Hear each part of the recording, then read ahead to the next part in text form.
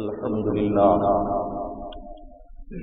لله وكفى والصلاة والسلام على عباده الذين اصطفى خصوصا على نبيه وحبيبه سيدنا ومولانا وملجانا ومثوانا محمد المصطفى وعلى آله وأصحابه الذين قاموا بالصدق والصفاء وعلينا معهم إلى يوم الجزاء. أما بعد فأعوذ بالله من الشيطان الرجيم. بسم الله الرحمن الرحيم. والمرسلات عرفا فالعاصفات عصفا والناشرات نشرا فالملقيات ذكرا عذرا أو نذرا فإنما لتوعدون لواقع. صدق الله المولانا العظيم وصدق رسوله النبي الأمين الكريم ونحن على ذلك ما قال من الشاهدين والشاكرين والحمد لله رب العالمين. سب سے پہلے انتہائی ادب و محبت کے ساتھ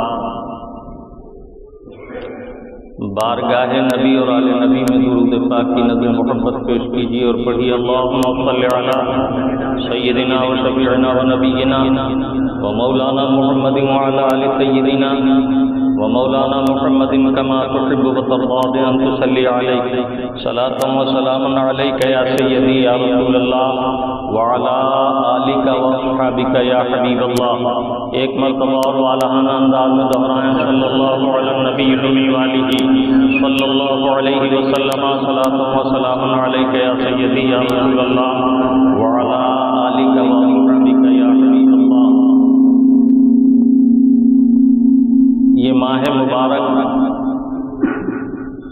رجب المرجب کا مبارک مہینہ ہے. اس ماہ مبارک کی شریعت طاہرہ میں خاص عظمتیں ہیں. اللہ کے پیارے محبوب صلی اللہ تعالی علیہ وسلم جب رجب شریف کا چاند ملاحظہ فرماتے تو سرکار دعا فرماتے یا اللہ ہمیں رجب سے شعبان اور شعبان سے رمضان تک پہنچا اور ان کی برکات سے مالا مال فرما. اس مبارک مہینے کی پہلی تاریخ 15ویں تاریخ اور عشرہ آخر کی 27 تاریخ یہ تاریخی اعتبار سے احادیث طیبات میں ان کے فضائل وارد ہوئے ہیں. جنت میں ایک نہر ہے جس کا نام رجب ہے. اِنَّ فِي الْجَنَّةِ نَهْرٌ يُقَالُ لَهُ رَجَبٌ مَاؤُهَا أَبْيَضُ. اللہ کے حبیب کی حدیث ہے کہ جنت میں ایک نہر ہے جس کا نام رجب ہے، جس کا پانی بہت زیادہ سفید ہے. اس ماہ مبارک میں جو ایک بھی روزہ رکھے گا اللہ تعالیٰ اس نہر سے اسے سیراب کرے گا. اسی طرح حدیث طیبہ میں وارد ہوا کہ اس مبارک مہینے میں جس نے روزے رکھے، پہلی رجب شریف کا روزہ رکھنا یا 15ویں کا روزہ رکھنا، نفل روزوں کا طریقہ یہ ہے کہ 2 روزے رکھے جائیں. اللہ تعالیٰ عز و جل اسے اس قدر اجر و ثواب عطا فرماتا ہے. حدیث طیبہ میں ہے گویا اس نے 100 سال تک روزے رکھے، 100 سال تک عبادت کی. میں نے مناسب سمجھا کہ ایک بڑی خیر ہے یہ، اس کا تذکرہ اختصار سے کر دوں. ان تمام خوبیوں کے ساتھ اس ماہ مبارک کی 6 تاریخ کو حضور سیدنا قدوۃ السالکین امام العارفین خواجہ خواجگاں خواجہ معین الدین چشتی حسن سنجری حسنی حسینی رضی اللہ تعالیٰ عنہ کا وصال ہوا ہے اور اسی مبارک تاریخ میں ان کا عرس ہوتا ہے۔ اللہ والوں کا وصال قرب الہی ہے۔ آج پھولے نہ سمائیں گے کفن میں آسی، جس کے جویا سے ہے اسی گل سے ملاقات کی نامزدار۔ اصل میں عرس کیا ہے؟ عرس کے معنی ہی خوشی کے ہیں۔ ان بزرگان دین کا معاملہ یہ ہے، الموت جسر یوسر الی الحبیب، موت ایک پل ہے، الموت جسر یوسر الحبیب الی الحبیب، موت ایک پل ہے جس کے ذریعے یہ اپنے محبوب سے قریب ہو جاتے ہیں اور قرب خاص میں اس کے جوار رحمت میں چلے جاتے ہیں۔ مر کے ٹوٹا ہے کہیں سلسلہ قید حیات، فرق اتنا ہے کہ زنجیر بدل جاتی ہے۔ اسی مبارک مہینے کی 22 تاریخ کو حضور سیدنا امام جعفر صادق رضی اللہ تعالیٰ عنہ کا عرس ہے، اور اس میں ہمارے یہاں اہل سنت میں فاتحہ کا اہتمام 22 رجب المرجب کو ہوتا ہے، جسے عرف عوام میں لوگ پونڈے کہتے ہیں۔ پوریاں، کہیں کھیر، کہیں حلوہ، کہیں شیر، اس طرح میٹھی چیزیں بنا کر بزرگوں کی فاتحہ دلائی جاتی ہے۔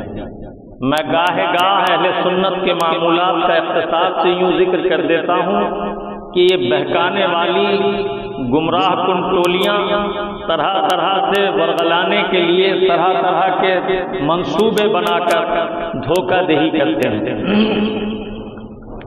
حلوہ یا میٹھی چیز پر فاتحہ ہونا، اس کی اصل بخاری شریف کی وہ حدیث ہے جس میں سرکار کا ارشاد ذکر ہوا، المومن حلو ویحب الحلوہ، مومن حلاوت ایمان کا حامل ہے اور وہ حلوے کو، میٹھے کو، مٹھاس کو محبوب رکھتا ہے۔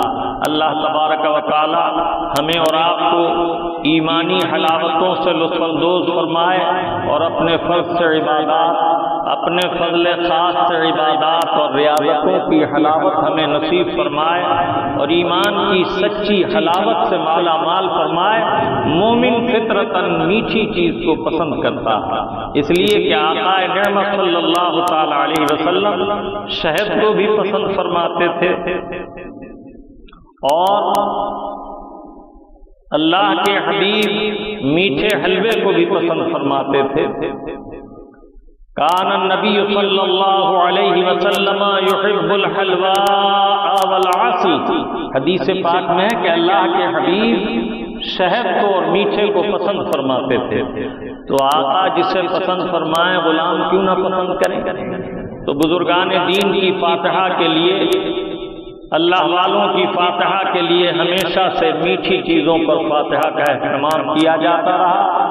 اللہ کے حبیب صلی اللہ تعالی علیہ وسلم نے حضرت ابراہیم رضی اللہ تعالیٰ عنہ جو سرکار کے شہزادے ہیں، جب ان کا وصال ہوا تو حضرت ام سلمہ رضی اللہ تعالیٰ عنہ نے ان کے لیے ایک برتن میں ملیدہ بنا کر گھی، کھجوریں، پنیر اور روٹی مل کر ملیدہ بنا کر عمدہ تیار کیا، جو عرب شریف میں پسند کیا جاتا ہے، اور سرکار کی بارگاہ میں فاتحہ کے لیے پیش کیا۔ میرے آقا نے دست مبارک اٹھا کر فاتحہ دی اور پھر صحابہ میں اسے تقسیم کیا گیا۔ معلوم ہوا کہ میٹھی چیزوں پر فاتحہ کا دستور زمانہ پاک مصطفیٰ صلی اللہ تعالی علیہ وسلم ہی سے ہے، اور اہل سنت کے معمولات صحابہ اکرام اور رسول اللہ کے معمولات کے مطابق ہیں، اور اس جماعت ناجیہ کی یہی پہچان اللہ کے محبوب نے بتائی، ما انا علیہ واصحابی، جنتی جماعت وہی ہے جو میرے اور میرے صحابہ کے طریقے پر رہے۔ درود پاک پھر سنائیں، صلی اللہ علیہ نبی الامی والہ صلی اللہ علیہ وسلم، صلاۃ و سلام علیک یا سیدی یا رسول اللہ۔ اسی مبارک مہینے کی 27 تاریخ کو اللہ کے محبوب صلی اللہ تعالی علیہ وسلم معراج پر تشریف لے گئے۔ 15ویں پارے سورہ بنی اسرائیل میں اللہ تعالیٰ عز و جل نے سبحان الذی اسری بعبدہ لیلا میں اس مبارک سفر کا ذکر فرمایا ہے، تو یہ تاریخی اسلامی حیثیتیں ہیں اس ماہ مبارک سے متعلق، اور بھی بہت سے معاملات ہیں۔ اسلامی زکوٰۃ کا سال اسی مہینے پر پورا ہوتا ہے۔ جس آیت طیبہ کی میں نے تلاوت کرنے کا شرف حاصل کیا، کچھ دیر اس مبارک آیت 5 سورہ مرسلات کی ابتدائی پہلی آیت ہے، اس سے اکتساب فیض کریں گے۔ اللہ رب العزت مجھے اور آپ کو حق کہنے، حق سننے، حق پر استقامت کے ساتھ عمل کی توفیق عطا فرمائے۔ یہ مبارک مہینہ کیونکہ سرکار غریب نواز کا اس میں عرس ہے، اور 6 رجب المرجب کو چھٹی شریف میں ان کا کل ہوتا ہے، تو کچھ ان کی بارگاہ میں نذرانہ محبت پیش کرتا ہوں۔ انشاءاللہ اللہ تبارک و تعالی ہم سب کو توفیق عطا فرمائے کہ بزرگان دین سے سچی محبت اور اولیاء کرام سے وابستگی قائم رکھیں، اور دونوں جہان میں ان کے فیوز و برکات حاصل کرتے رہیں۔ لیے نہ کیوں دلے کونین یا غریب نواز، لٹے نہ کیوں دل کونین یا غریب نواز، ز فرق تاب قدم ہر ادا غریب نواز، ز فرق تاب قدم۔ اے غریب نواز، دنیا والے مومنین کا قلب آپ کے لیے کیوں نہ بے قرار ہو، کیوں نہ آپ پر نثار ہو، اس لیے کہ آپ پائے اقدس سے لے کر سر اقدس تک جتنی ادائیں رکھتے ہیں وہ سب غریب نوازی کی ادائیں ہیں۔ لٹے نہ کیوں دل کونین یا غریب نواز، ز فرق تاب قدم ہر ادا غریب نواز، رسول حق عطا اور تم عطائے رسول، رسول حق عطا اور تم عطائے رسول، ملے جو تم تو سبھی کچھ ملا غریب نواز، ملے جو تم تو سبھی کچھ ملا غریب نواز۔ سمجھ میں آئے گا امداد کیسے ہوتی ہے، سمجھ میں آئے گا امداد کیسے ہوتی ہے، ذرا تڑپ کے پکارو تو یا غریب نواز، ذرا تڑپ کے پکارو تو کیا غریب نواز۔ کسی غریب کا دنیا میں جب نہ ہو کوئی، کسی غریب کا دنیا میں جب نہ ہو کوئی، تو اس غریب کا ہے آسرا غریب نواز، تو اس غریب کا ہے آسرا غریب نواز۔ تمہارے حلقہ بگوشوں کا حکم چلتا ہے، تمہارے حلقہ بگوشوں کا حکم چلتا ہے، تاجدار ہے تاجدار تمہارے گدا غریب نواز، ہے تاجدار تمہارے گدا غریب نواز۔ حضرت سیدنا علاء الدین صابر کلیجی رحمۃ اللہ علیہ یا حضرت نظام الدین محبوب الہی ہوں یا حضرت قطب الدین بختیار کاکی ہوں، یہ سب انہی کے ریزہ چی ہیں، ان کے حلقہ بغوش اور ان کے ارادت مند ہیں اور اپنے اپنی جگہ بادشاہ ہیں۔ تمہارے حلقہ بغوشوں کا حکم چلتا ہے، تاجدار تمہارے گدا غریب نواز، میں اس غریب نوازی کی شان کے صدقے، میں اس غریب نوازی کی شان کے صدقے کہ اپنے آپ لقب ہو گیا غریب نواز، کہ اپنے آپ لقب ہو گیا غریب نواز۔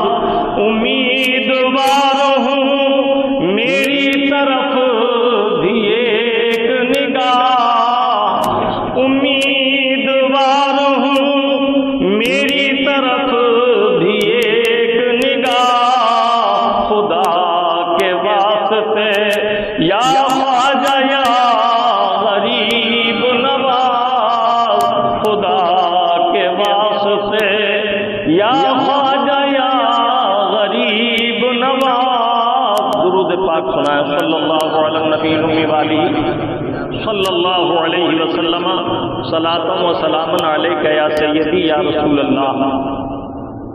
کوئی یہ خیال نہ کرے کہ علماء اہل سنت اولیاء کرام کی تعریف میں اس درجہ زور بیان لگاتے ہیں اور ان کے فضائل و محاسن اس درجہ بیان کرتے ہیں۔ حق یہ ہے کہ جسے سرکار کے دربار سے خاص انعامات اور اکرامات حاصل ہوئے، وہ حقیقتاً کونین کا بادشاہ بن گیا۔ حضور سیدنا غریب نواز حسینی حسنی سید ہیں اور اللہ کے حبیب کے حکم سے ہندوستان میں تشریف لائے۔ سب سے پہلے میں قرآن کریم سے ان مقدس نفوس کی عظمت کا ذکر کرتا ہوں۔ اللہ رب العزت ارشاد فرما رہا ہے سورہ مرسلات میں، وَالْمُرْسَلَاتِ عُرْفًا فَالْعَاصِفَاتِ عَصْفًا، قسم ان کی جو پیغام بھیجی جاتی رہتی ہیں، یا قسم ان کی جو پیغام بھیجی جا رہی ہیں، والعاصفات عصفا، اور قسم ان کی جو چونکا دینے والیاں، اڑا دینے والیاں، فالملقیات ذکرا والناشرات نشرا، اور پھیلانے والیوں کی قسم اور ان کی قسم جو فرق کرنے والیاں، عذرا او نذرا انما لواقع، ڈرانے والیاں اور حجت قائم کرنے والیاں، یقیناً جس کا تم سے وعدہ کیا گیا ہے وہ ضرور واقع ہوگی۔ اللہ رب العزت نے اس آیت طیبہ میں 5 اوصاف ذکر فرمائے اور موصوف کا ذکر نہیں فرمایا۔ مسلسل آنے والیاں، چونکا دینے والیاں، پھیلانے والیاں، فرق کرنے والیاں، ڈرانے کے لیے، حجت قائم کرنے کے لیے، اور یقیناً وہ واقع ہوگی جس کا تم سے وعدہ کیا گیا۔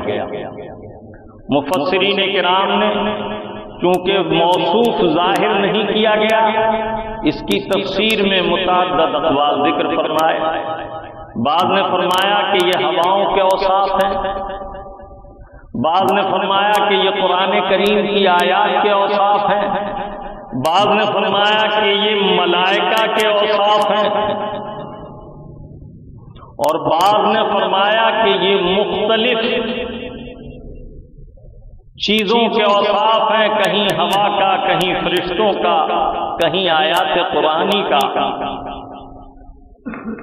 اور اللہ رب العزت نے موصوف بیان نہ فرمایا تاکہ اس کے موصوف پوشیدہ رکھ کر اللہ کے محبوب سے بیان کرائے جائیں، اور محبوب پیارے ان کے موصوفات کو محل کے اعتبار سے صراحت فرمائیں۔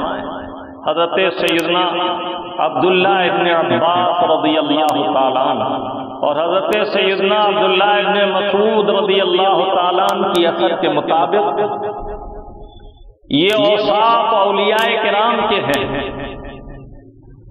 جس طرح مفسرین کرام نے ان پانچوں صفات کے تعلق سے موصوف جدا جدا بیان فرمائے، ویسے ہی اس کی تفسیر اور اس کے فوائد اور انتہائی لذیذ و عزیز واضح ہوں گے۔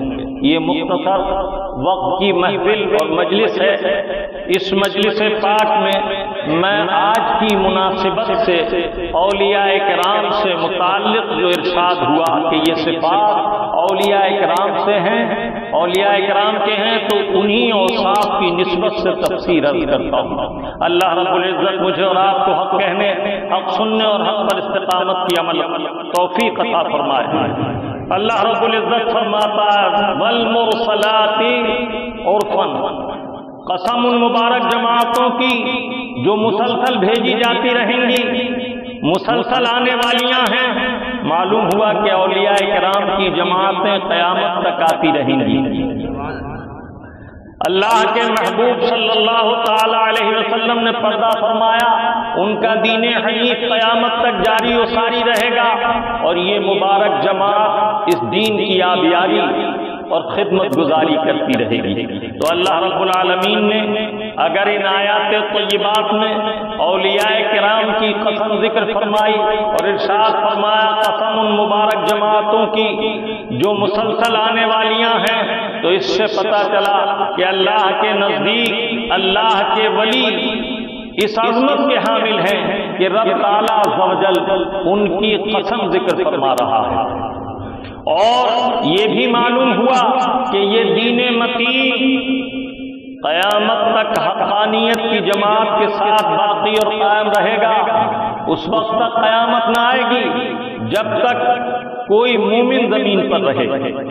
اس کی تائید اس حدیث طیبہ سے ہوتی ہے، قال رسول اللہ صلی اللہ تعالی علیہ وسلم لا يقوم الساعة حتى يقال على الارض اللہ اللہ۔ اس وقت تک قیامت قائم نہیں ہوگی جب تک اللہ والے زمین پر اللہ اللہ کہتے رہیں گے۔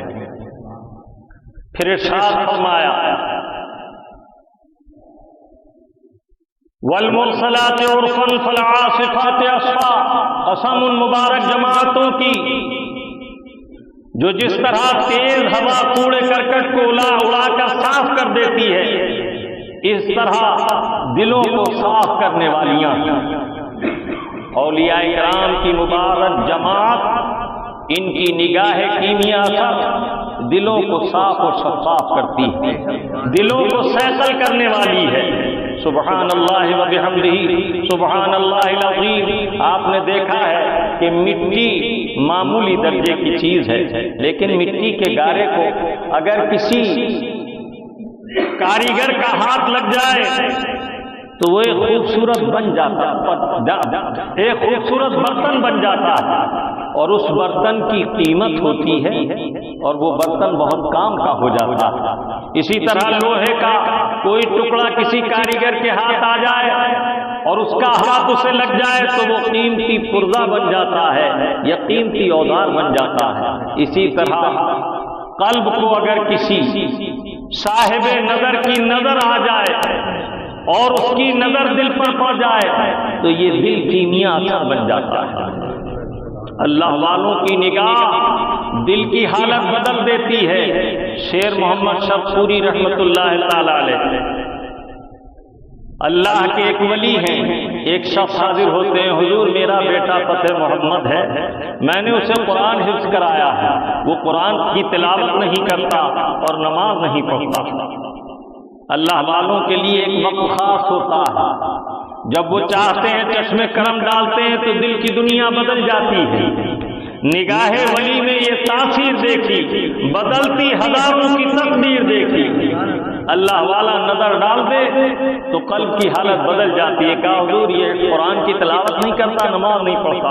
آپ نے فرمایا بچے کو لے کر آنا۔ وہ بچے کو لائے، آپ نے فرمایا فتح محمد نماز کیوں نہیں پڑھتے، نماز پڑھا کرو۔ کہا حضور میرا نماز میں دل نہیں لگتا، نماز پڑھانی ہے تو دل لگائیے۔ آپ نے اس کے سینے کی طرف انگلی اٹھا کر کہا جا نماز سے لگ جا۔ اب جب گھر جاتا ہے تو نماز ہی نماز ہے۔ ماں کھانا کھلانا چاہتی ہے مگر یہ سلام پھیرتا ہے پھر نیت کر لیتا ہے، سلام پھیرتا ہے پھر نیت کر لیتا ہے، پوری رات نماز میں گزر گئی۔ اس کے والد نے آ کر عرض کیا حضور فتح محمد تو اب ہر وقت نماز ہی میں ہے، فرمایا اسے ہمارے پاس لانا۔ اللہ والوں کی نگاہ کیمیا اثر دیکھو، اس کے سینے پر ہاتھ مارا اور فرمایا جاؤ اب یہ اعتدال سے نماز پڑھو۔ اسی لیے میں نے عرض کیا کہ جب دل کو کسی دل والے کی نظر کے سامنے لایا جاتا ہے تو دل کی دنیا بدل جاتی ہے۔ یہ آیت طیبہ کی زندہ تفسیر ہے۔ اللہ رب العالمین فرماتا ہے والعاصفات عصفا، کعبہ پہلے بھی کعبہ تھا لیکن جب سرکار کا دست کرم لگا بتوں سے پاک ہو گیا، توحید کا گھر ہو گیا۔ اس سے پہلے 360 بت رکھے تھے۔ صد کتابوں صد ورق در نار کن، روئے دل را جانب دلدار کن۔ عارف رومی فرماتے ہیں ہزاروں کتابیں ایک طرف اور دل کا کسی دل والے کے سامنے آنا ایک طرف۔ فرماتے دیم جو اندر کتاب ہے بے خبر، علم و حکمت در کتب دی از نظر۔ دین کو کتابوں میں مت ڈھونڈو، علم و حکمت کتابوں میں ہے۔ قلب مومن تو سمجھتا کسی مومن کی نظر سے ہے۔ اسی لیے کسی نے کیا خوب کہا، نگاہ ولی میں یہ تاثیر دیکھی، بدلتی ہزاروں کی تقدیر دیکھی۔ اللہ رب العزت نے اولیاء کرام کی مبارک جماعت کی قسم ذکر فرمائی، والمرسلات عرفا، قسم ان مبارک جماعتوں کی جو مسلسل آنے والیاں ہیں، اور قسم ان مبارک جماعتوں کی جو صاف کرنے والیاں، چونکانے والیاں، اچھالنے والیاں ہیں۔ سبحان اللہ۔ آگے ارشاد فرمایا والناشرات نشرا، اور پھیلانے والیاں اللہ کے ذکر کو۔ اولیاء کرام کی مبارک جماعتیں پھیلاتی ہیں، اور ان کی مبارک جماعت وہ کام کرتی ہے کہ جو کام تیر و تلوار سے نہیں ہوتا۔ یاد کرو غریب نواز جب کفرستان میں تشریف لائے تو انہوں نے تلوار نہیں چلائی تھی، بلکہ انہوں نے اللہ کے ذکر کی مجلس سجائی تھی۔ جو اس حلقہ ذکر کی مجلس میں آ گیا وہ ان کا ہو کر رہ گیا۔ 90 لاکھ، ایک دو نہیں، 1000 2000 نہیں، 90 لاکھ لوگ جو خدا ناشناس تھے، بت پرست تھے، انہیں ان کی نگاہ کیمیا اثر نے خدا پرست بنا دیا۔ تلوار کے زور سے لوگ کہتے ہیں اسلام پھیلا، تلوار سے سر جھکتے ہیں دل نہیں جھکتے، اور جھکے ہوئے سر پھر اٹھ جاتے ہیں، لیکن دل جب جھکتا ہے تو کبھی نہیں اٹھتا۔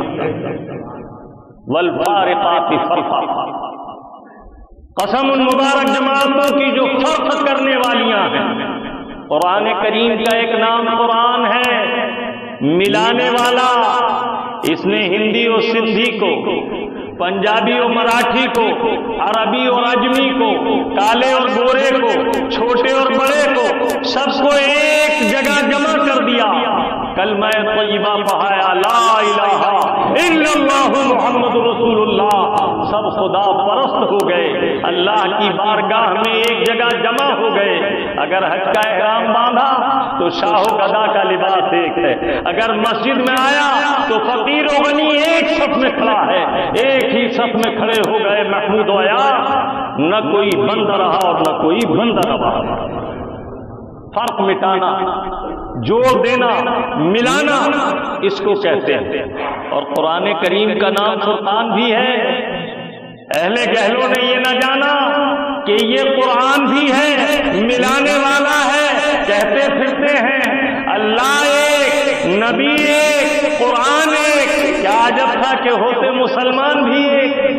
سب ایک ہو جاؤ، سب ایک ہو جاؤ، کلمے کی بنیاد پر جمع ہو جاؤ، لیکن اس قرآن کریم کا نام فرقان بھی ہے۔ یہ کیا فرق کرتا ہے؟ فرق کرتا ہے کفر و ایمان کا، فرق کرتا ہے نفاق کا، فرق کرتا ہے ارتداد کا۔ اس نے پہچان کرائی مومن کون ہے، کافر کون ہے، مرتد کون ہے، پھر کفار میں مستعمل کون ہے، ذمہ کون ہے۔ جب تمہیں یہ فرق معلوم ہو جائے گا تو تم دوستوں اور دشمنوں میں فرق کرو گے، اپنے اور بیگانوں میں فرق کرو گے۔ اور اللہ تعالیٰ نے اپنے حبیب کو یہ پہچان کرا دی اور انہیں ہم پر شہید و گواہ کیا۔ وَجِئْنَا بِكَ عَلَىٰ هَٰؤُلَاءِ شَهِيدًا، اللہ فرماتا ہے ہم تم سب پر انہیں گواہ لائیں گے۔ یہ رسول شہید ہیں، گواہ ہیں، شاہد ہیں۔ اور دوسری جگہ ارشاد فرماتا شاہدا انا ارسلناک شاہدا، اے محبوب ہم نے آپ کو گواہ بنا کر بھیجا۔ صاحب معالم نے اس کی تفسیر فرمائی، صاحب خازن نے اس کی تفسیر فرمائی تو فرمایا شاہدا علی من آمن بالایمان وعلی من کفر بالکفر وعلی من نافق بالنفاق۔ یہ اللہ کے محبوب قیامت میں گواہی دیں گے، کافر کے کفر کی گواہی، منافق کے نفاق کی گواہی، مومن کے ایمان کی گواہی، کون مخلص ہے کون منافق ہے، یہ فرق قرآن کریم سکھاتا، قرآن کریم بتاتا، فرق مراتب بھی بیان کرتا ہے قرآن۔ میرا عنوان ہے اولیاء کرام۔ اللہ رب العزت فرما رہا والفارقات فرقا، فرق کرنے والے، وہ مبارک جماعتیں جو فرق کرنے والی ہیں، انہوں نے اچھے برے کا فرق سکھایا، کھرے کوٹے کا فرق سکھایا۔ اولیاء کرام کی بارگاہ میں آلودہ جاتا ہے، آسودہ ہو جاتا ہے، پراگندہ دل جاتا ہے، ستھرا دل ہو جاتا ہے۔ اللہ کے محبوب کی بارگاہ میں کفر والے آئے، کفر کٹ کے گر گیا، نگاہ مصطفیٰ جب پڑی تو دل میں ایمان گھر کر گیا۔ سبحان اللہ و بحمدہ سبحان اللہ العظیم، کہہ اٹھے لا الہ الا اللہ محمد رسول اللہ۔ تو یہ اولیاء کرام کی جماعتیں حق و باطل میں فرق کرنے والیاں ہیں، پہچان کرانے والیاں ہیں، پہچان قائم کرنے والیاں ہیں۔ اللہ رب العزت ارشاد فرماتا ہے قسم ان مبارک جماعتوں کی جو پہم آنے والیاں ہیں، قسم ان مبارک جماعتوں کی جو چونکا دینے والیاں ہیں، قسم ان مبارک جماعتوں کی جو اللہ کے ذکر کو عام کرنے والی، پھیلانے والیاں ہیں۔ سبحان اللہ و بحمدہ سبحان اللہ العظیم۔ آپ کہیں گے آیت طیبہ ایک، صفات ایک، لیکن موصوفات جداگانہ۔ انہوں نے بتایا کہ یہ ہواؤں کی صفات بھی مفسرین نے بیان فرمائی، یہ ملائکہ کی صفات بھی بیان فرمائی۔ تو تھوڑی سی توجہ اس طرف کریں، اگر یہ صفات ملائکہ کی ہوں تو معنی یہ ہے کہ محبوب کی بارگاہ میں حاضر ہونے والے فرشتے، حاضر ہونے والے ملائکہ، ان کی مختلف جماعتیں ہیں۔ حدیث طیبہ میں ہے کہ سیاحین ملائکہ تلاش کرتے رہتے ہیں کہاں اللہ کا ذکر ہو رہا ہے، اس مجلس میں حاضر ہوتے ہیں۔ اور وہ ملائکہ بھی ہیں جو صبح سے شام تک سرکار کی خدمت پر مامور ہیں۔ کوئی لوگوں کا سلام سرکار تک پہنچاتا ہے، پیغام رسانی کا کام ہے، کوئی بارگاہ مصطفیٰ میں صبح سے شام تک سلامی پیش کرتا ہے، تو جب جس تفسیر کا ذکر ہوگا اس کی مناسبت سے احادیث سنیں گے تو آپ کو محسوس ہوگا کہ ہاں یہ بھی تفسیر حق ہے۔ ایک ایک آیت طیبہ کی 40 تفسیریں ہوتی ہیں۔ میں عرض کر رہا تھا کہ اگر اس سے مراد اولیاء کرام کی جماعتیں ہوں تو اللہ کے ذکر کو پھیلانے والیاں، سبحان اللہ، اللہ کا ذکر یہ کرتے ہی نہیں، کراتے ہی نہیں، بلکہ یہ ذکر کو دل میں اتار دیتے ہیں۔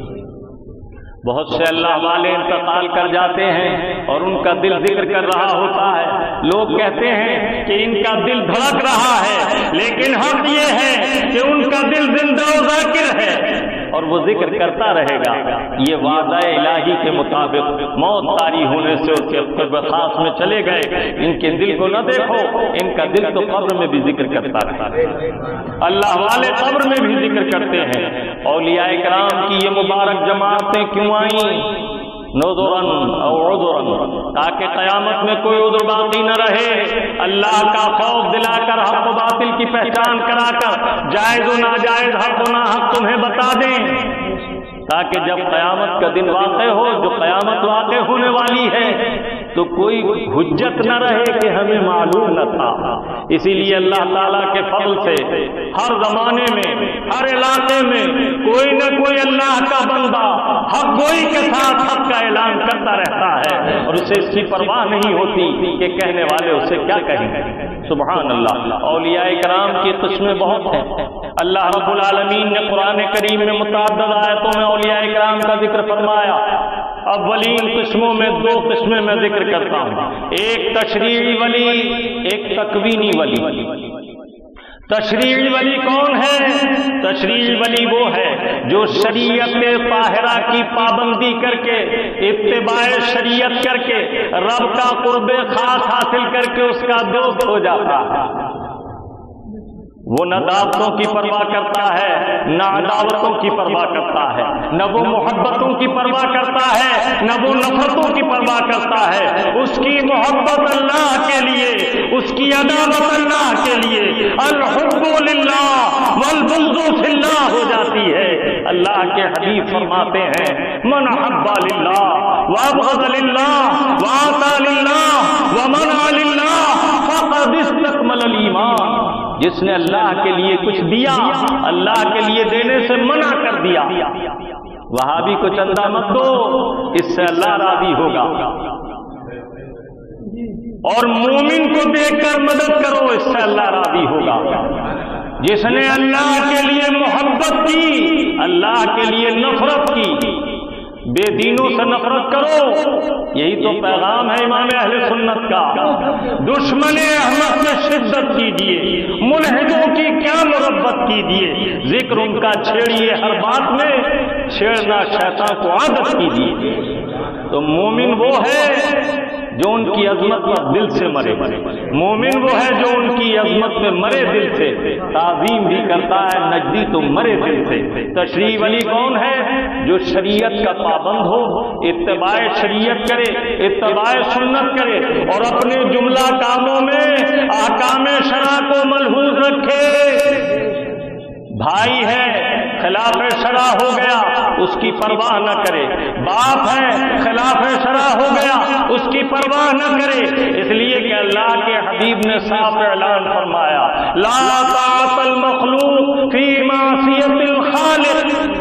کوئی برسوں محبت جتاتا رہے، برسوں لپٹا رہے، جب خلاف شرع قدم اٹھیں، دین سے بہکتا دیکھو، دل کی دنیا سے ایسے کر دو جیسے دودھ سے مکھی، کوئی واسطہ مت رکھو۔ ہو سکتا ہے اللہ اس کے قدم سنبھالے، اسے یہ احساس ہو کہ میرے قدم دہک رہے ہیں۔ یہ ہے تشریعی ولی ہونے کا فارمولہ۔ شریعت کی اتباع کرو، اطاعت شریعت کرنے سے اللہ شریعت کے اعتبار سے اسے تشریعی ولی بنا دیتا ہے۔ اور یہ تشریعی ولی کا ذکر قرآن میں کہاں ہے؟ الا ان اولیاء اللہ لا خوف علیہم ولا هم یحزنون۔ خبردار، اللہ کے ولی نہ انہیں کوئی خوف ہے نہ کوئی حزن و ملال، نہ آگے کا کوئی ڈر نہ گزرے ہوئے کا کوئی رنج و ملال۔ الذین آمنوا وکانوا یتقون، یہ کیسے پہچانو گے کہ کون ہے اللہ والے؟ یہ وہ ہیں جو ایمان لائے اور تقوی اختیار کیا۔ بتاؤ متقی سے کہو گے جو وہابیوں میں لڑکی دے دے، دیوبندیوں کے حوالے کر دے، غیر مقلدوں کے حوالے کر دے، تفضیلیوں میں کر دے؟ متقی وہ ہے جو اللہ اور رسول کے حکم کا پابند ہو اور اللہ پر توکل کرے۔ تشریع ولی کی کوئی تعداد خاص نہیں، جہاں 40 پرہیزگار مسلمان ہوں گے وہاں ضرور ایک متقی اللہ کا ولی ہوگا۔ اسی لیے تو اجتماعی عمل کی زیادہ حیثیت ہے۔ جماعت سے نماز پڑھو، اللہ والا کوئی ہوگا سب کی مقبول۔ چندہ دو کار خیر میں کسی اللہ کے محبوب بندے کے ساتھ ہو گئے تو اس کے سنگی ہو کر تم بھی تر جاؤ گے۔ اچھے سنگ ترے، اچھی صحبت اچھا بنا دیتی۔ شرابی شرابی سے دوستی کرتا ہے، صالح صالح سے دوستی کرتا ہے۔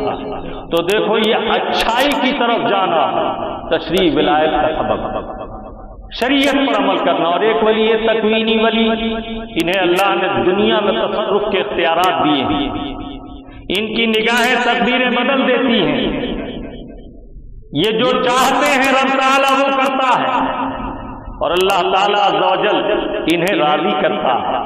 انہوں نے اپنے رب کو راضی کر لیا، اب رب انہیں راضی کرتا ہے۔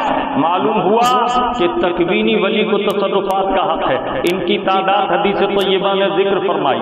حضرت عبداللہ ابن مسعود رضی اللہ تعالیٰ عنہ کی اثر مبارک میں ہے کہ تشریع ولی ایک وقت میں بے شمار ہو سکتے ہیں، لیکن تکوینی ولی یہ 300 کی تعداد ہر زمانے میں رہے گا۔ اسی طرح 7 اوتاد رہیں گے، 5 اقطاب رہیں گے، ایک قطب عالم ہوگا۔ ان میں سے جو فوت ہوگا درجہ بلند کر کے اسے اس مقام پر پہنچا کر نیا اس کی جگہ منتقل کر دیا جائے۔